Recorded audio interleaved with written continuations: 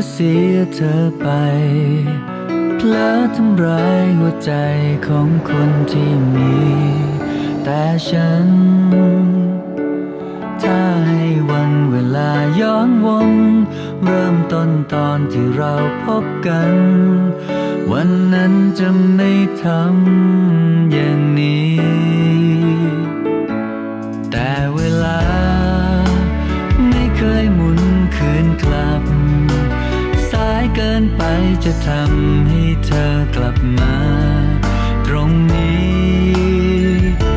เสียดายวันที่ปล่อยพ้นไปไม่เคยทำอะไรที่ดี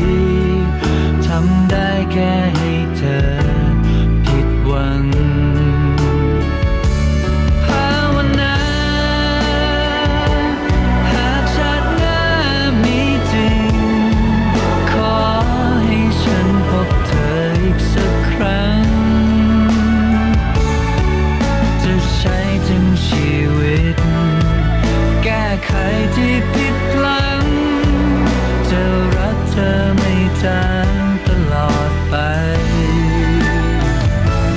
กี่ชาติพบถึงจะลบความผิดที่ฉันค้างฉันติดที่ทำกับเธอ